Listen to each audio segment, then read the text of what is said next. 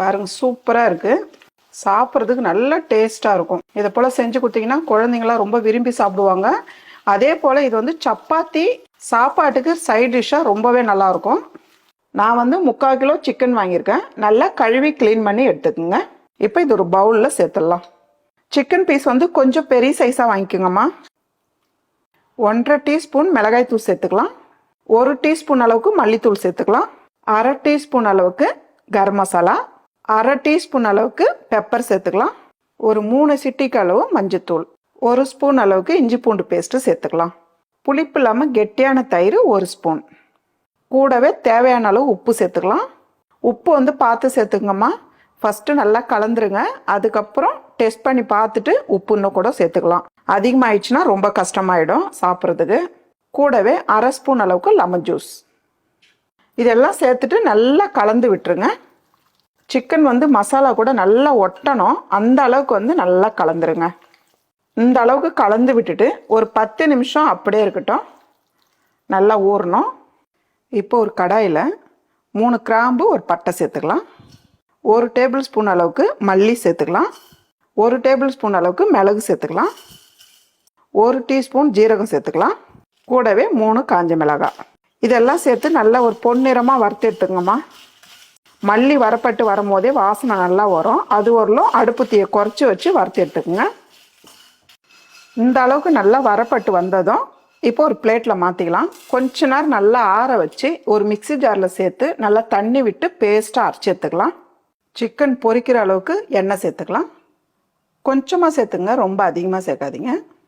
கொஞ்ச நேரம் எண்ணெய் நல்லா சூடாகட்டும். பாருங்கள், எண்ணெய் நல்லா சூடாயிடுச்சு. நம்ம ஊற வச்சுருக்க சிக்கன் வந்து 10 நிமிஷம் ஆயிடுச்சு. இப்போ ஒரு பீஸாக எடுத்து சேர்த்துக்கலாம்.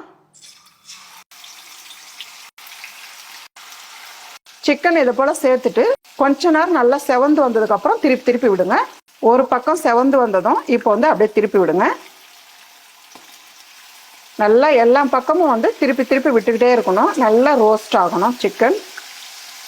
பாருங்கள், இந்த அளவுக்கு நல்லா ரோஸ்ட் ஆகணும்.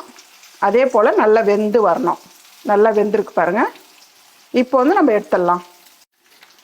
ஒரு பிளேட்டில் எடுத்து வச்சுக்கோங்க. இதே போல் இருக்கிற சிக்கன்லாம் பொரிச்சு எடுத்துங்கம்மா.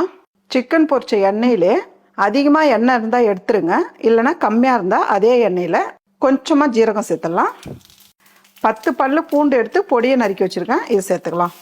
கூடவே ஒரு துண்டு இஞ்சி எடுத்து பொடியை நறுக்கியிருக்கேன், இதையும் சேர்த்துக்கலாம். கருவேப்பிலை கொஞ்சம் கூடுதலாகவே சேர்த்துக்குங்க. இதெல்லாம் சேர்த்து நல்லா இந்த எண்ணெயிலே நல்லா வதக்கிடுங்கம்மா. கொஞ்ச நேரம் அப்படியே வதக்கி எடுத்துக்குங்க. இது கூடவே 1/2 ஸ்பூன் அளவுக்கு இஞ்சி பூண்டு பேஸ்ட்டு சேர்த்துக்கலாம். இதையும் சேர்த்து நல்லா கலந்து விட்டுருங்க.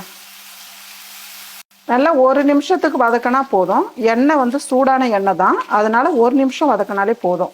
பாருங்கள், இந்த அளவுக்கு நல்லா வதங்கி வர டைமில் நம்ம மிளகு சீரகெல்லாம் வறுத்துட்டு அரைச்சி வச்சுருக்கோம். தண்ணி சேர்த்து இந்த அளவுக்கு நல்லா அரைச்சி எடுத்துக்குங்க. இப்போ வந்து இதை சேர்த்துடலாம். மிக்ஸி ஜாரை கழுவி ஊற்றி சேர்த்துக்குங்க. கொஞ்சமாக தண்ணி சேர்த்து மிக்ஸி ஜாரை கழுவி சேர்த்துக்கலாம். இப்போ இதெல்லாம் சேர்த்துட்டு நல்லா ஒரு 2 நிமிஷம் நல்லா வதக்கி விட்டுகிட்டே இருங்க.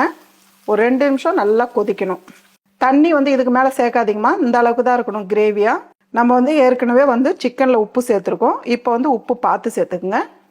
உப்பு சேர்த்து நல்லா கலந்து விட்டுருங்க. ஒரு 2 நிமிஷம் அப்படியே கொதிக்கட்டும். 2 நிமிஷம் ஆயிடுச்சு, நம்ம பார்க்கலாம். பாருங்கள், எண்ணெய் வந்து நல்லா திரிஞ்சு வந்திருக்கு பாருங்கள். அதே போல் நல்லா திக்காக இருக்குது.